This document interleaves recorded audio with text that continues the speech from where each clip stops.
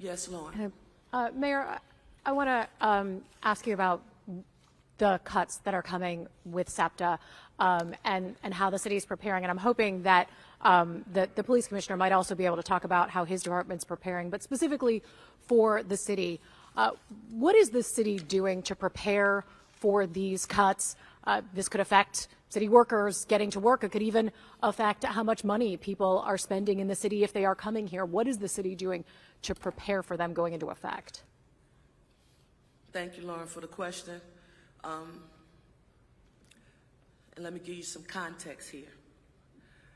Commonwealth of Pennsylvania has about 13+ million residents in our Commonwealth. That makes us the 5th largest state in the nation. SEPTA is the 6th largest transportation authority in the nation, transporting 700,000 people in southeastern Pennsylvania every day. It is, in essence, the heartbeat, the nucleus of Philadelphia, southeastern Pennsylvania, and Pennsylvania's economy. And I have to get this on the record as well. This is important to note.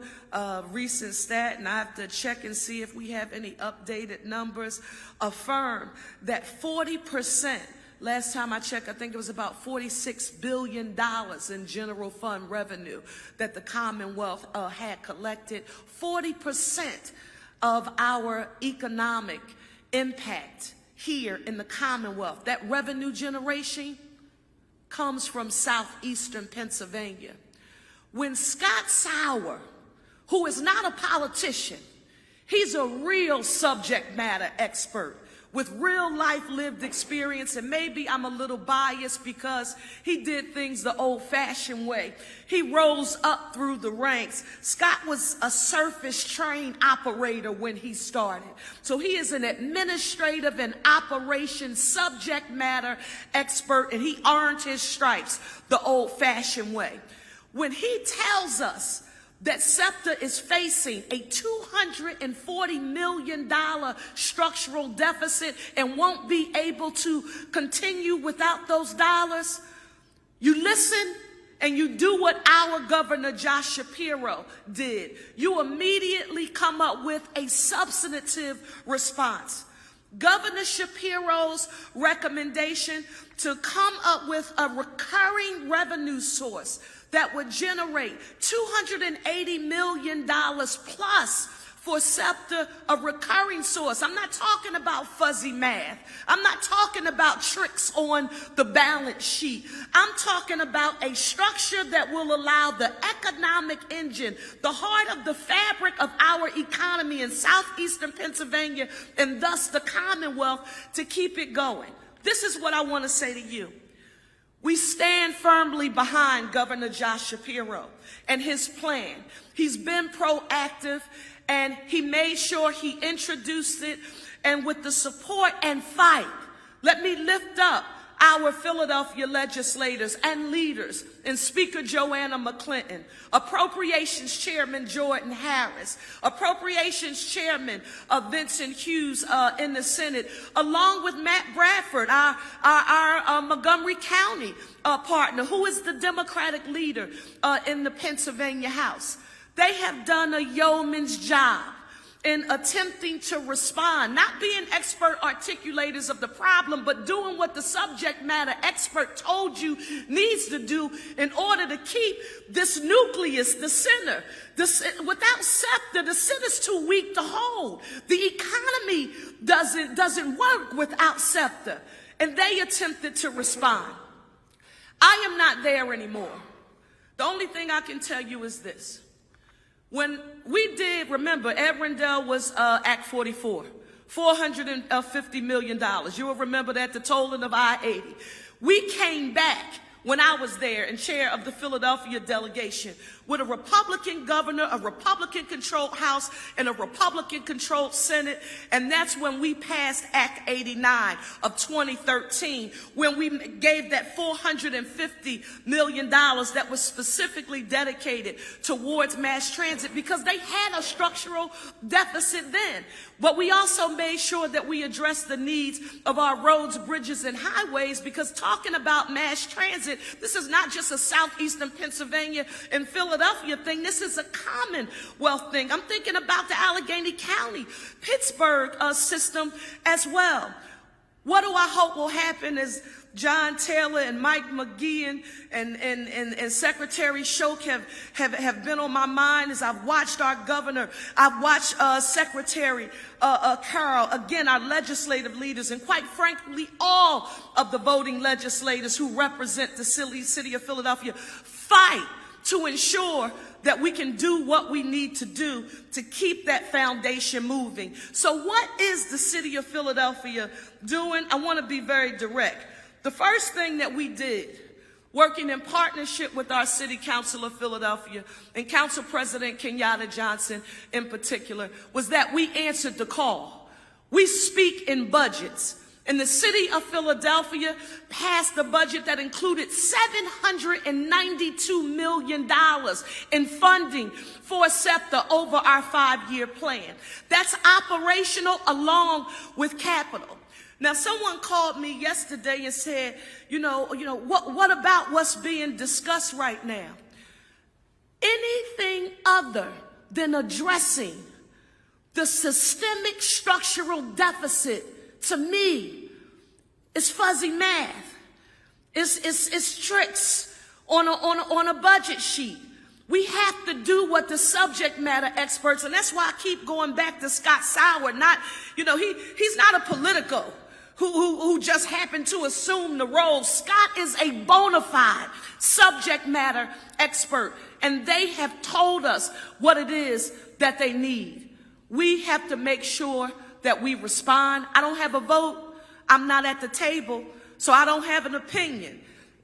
As a matter of fact, I liken the advice that I gave to Dr. Haidt when I was chairing the Philadelphia delegation in Harrisburg, and the school district had a structural deficit, and we needed sales tax revenue along with the cigarette tax. I said, Dr. Haidt, you are a subject matter expert. You should be agnostic about how the revenue is generated, because you don't have a place in that politic. We need to make sure that the legislative branch and the executive branch is working to make that happen. And so I'm an eternal optimist. I am hoping that the legislature, in a bipartisan way, will do a bit of what we did during that time. It was, and I can remember it like it was yesterday, it was in a very significant way the first time I had ever seen the core strength of an urban-rural alliance, unlikely alliance that no one thought could come together. They thought it was impossible. Rural conservative Republicans from the T and from western and southwestern Pennsylvania coming together with urban legislators along with our suburban partners and figuring out a way to address our roads, bridges, and highways along with our mass transit system. What are we doing to prepare? The first thing we did to prepare was to make sure that the city of Philadelphia contributed. It shared. When the governor proposed his plan, it called for us to increase what we refer to as our local share. And Philadelphia did it not once, but twice. And so we continue to have that investment that's proposed. We will continue to communicate with our legislative leaders and talk to stakeholders. Again, not just Philadelphians who live here, but there are stakeholders in southeastern Pennsylvania who are business owners who are here. I'm thinking everything about the social and economic fabric, the quality of life in southeastern Pennsylvania. It doesn't move without SEPTA. So it's a no-brainer if you consider yourself to be committed to fiscal responsibility for the Commonwealth. If we're concerned about the bottom line, you have to make sure that we've addressed the structural deficit. And I haven't even gotten to a $10 billion capital backlog. $10 billion right now. That's maintenance. That's repair. That's replacement of SEPTA's capital inventory. It's buses. It's rail cars. So that's public safety. So, you know, if the Commonwealth of Pennsylvania and the city of Philadelphia, the birthplace of democracy, and we're going to lead the way we've always led in our nation, we can't lead without making mass transit a priority in our city. My hope is how we get there. So what am I hoping? What are you doing to prepare? We've already spoken through our actions. We will continue to communicate with stakeholders. And Lauren, with all due respect, you won't see what we're doing on social media. The action that you'll see, the most important action that Council President Kenyatta Johnson and I, along with members of City Council, the most important action symbolic of what we believe and feel and the essential nature of SEPTA, we did it when we passed our budget in that 5-year plan. Now, we will continue to strongly encourage and advocate for a bipartisan agreement. I have a great deal of respect and admiration for our Republican legislative leaders and Republican members, but I'm always going to advocate for us to GTY, you know, get to yes and figure out a way to do it. And I don't have a seat at the table. Mayor, right now there is no deal. So how do you prepare in the city for those cuts that SEPTA says are coming? 1 second. What we're going to make sure that we continue to do, Lauren, is continue advocating. We're working with the school district of Philadelphia right now. There are a whole lot of geometric if-then statements. We're just not talking about children that need to get to school. We're talking about parents who need to get to work. Households that don't run if parents don't go to work and can't afford to pay their rent and or their mortgage. I want you to think about our seniors, and because it was my life, home health care aides, who we depend on to provide in-home care for our seniors. There are a plethora of different industries and stakeholders and constituencies who will be negatively impacted. So what do we have to do? We're doing our best to brace for it, but you can't. You're never going to get me to say I've given up.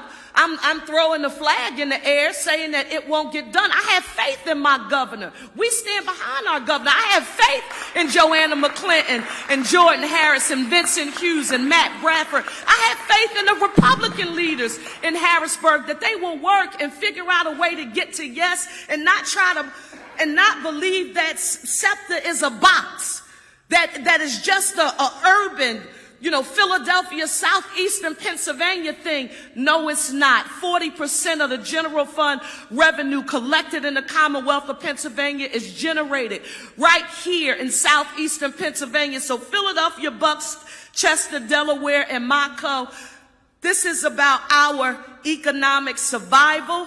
It's about our quality of living and how we serve as the foundation of the economy for the entire Commonwealth. So what is the plan B? What's the BATNA? I would say, what's the BATNA? What's the best alternative to a negotiated agreement? We continue to do what we've always done. And we will work through those geometric if-then statements. But right now, I am laser focused on supporting our state legislators who are at the table trying to figure out a way to get to yes. And I'm not giving up. Yes. Carol, come on, Carol. All right. I think the mayor was very eloquent that the main issue is we need to fund SEPTA. So the city of Philadelphia is not a mass transportation provider, so everybody needs to have their expectations set around that. Nonetheless, we are preparing, and so I think the strategy that we're undertaking is make sure that people have access to good information. We've been working with SEPTA for several weeks now. They have great materials online. We've had a chance to kind of field test them a little bit, give them feedback. Everybody needs to go to SEPTA's website, look at the information they have in terms of the trip planner that's online, put in a date after August 25th, and then you will get alternative routes that allow you to change your trip patterns based on what is getting cut or reduced in service. As well, there's information that we're providing within the city that'll be coming out next week. The main thing we're trying to do is make sure that we're focusing people who have options to get on the systems, parts of the system which have more capacity. So we're looking at, for example, the Broad Street line, how we can focus people to do travel that gets them to an outlying station, get on the Broad Street line, come into town. We don't want everyone to get in a car to drive to Center City. We want people to find places that they can either park outside areas and take transit in on the lines that are running, or look for alternatives. So we have a fabulous bike share system here in the city, Indigo. If you can walk to where you're going, or if you can ride a bike, do that. Those are effective ways to get to work. For any one person who can drive a car in Center City, 6 to 10 people can ride a bike in that same space. It's a lot easier for us to manage our transportation if people look for those types of alternatives. We are one of the largest employers in the city, so we'll be working with our own employees to help them navigate options. We support other employers to do the same, encourage people to find ways to carpool. We're providing information and resources to support that as well. You should be looking for this information to be coming out the early part of next week. In the meantime, we'll continue to coordinate with SEPTA, and we'll be hoping that this is a very short situation we're in and that the legislature does their job. Thank you. Now that's from the subject matter expert. From the mayor, I want to see it done. I don't want to think about a senior, a home health aide who has 3 to 5 clients that they're trying to see on a daily basis. You're going to tell him or her that they have to ride a bike and crisscross the city of Philadelphia. You're going to have to get to the Broad Street line when the Broad Street line is 10 miles from deep within a neighborhood that a person has to get to in order to get to their job, to get to their client. We don't want to have to go there. I'm thinking about industry. You know, we talk about Philadelphia and our own employees, SEPTA employees, what, 9,500 employees? This is what we don't think about. Think about the number of Philadelphians, and this is an issue that I worked on when I was a member of city council, and sometimes we forget it. We think about people coming into the city of Philadelphia to work. We have an increasing number of Philadelphians who are engaging what we refer to as the reverse commute, leaving the city of Philadelphia and heading to Bucks, Chester, Delaware, and Mayk. So this is why I'm going to be the eternal optimist. Are the plans that you described like we would in any emergency that we have in the city of Philadelphia? Of course, Mayk, the police commissioner, fire, subject matter experts are going to be at the table doing what they are always done, and that's to make sure that we are prepared. But I don't want to see us get there, Lauren. And I don't think we have to get there. I think that we can find a way. Philadelphia is agnostic about how we get there, but we support wholeheartedly 1,001% Governor Shapiro's plan, and we believe that there is a way that we can get to yes. There's nothing more important right now in our city than making sure that we deliver on mass transit, and I'm happy because it's not always the case that Philadelphia can say that its homework has already been done. Yes, ma'am. As far as city workers getting to work, is there a possibility that you could let them, for the meantime, work remotely? I remember last year when there was the mandate to come back, there was the free pass program with SEPTA, that program that you, I think as city council had started, where you get the free passes if you're eligible for certain employees. Is there a potential you could do remote work? Are you putting those types of parameters in place or options in place? Right now, no strategy as it relates to virtual remote work is in place. Right now, Philadelphia is functioning according to our standard operating procedure, personnel, human resources policies. But again, you know, we're not there. So I am not at a place and space, nor would personnel, HR, our chief administrative officer. We haven't made those adjustments and or decisions because we believe that we can get there. But rest assured, those are all of the decisions that we have to take into consideration. But I want to be absolutely clear, remote work is not a part of that on the table as we speak.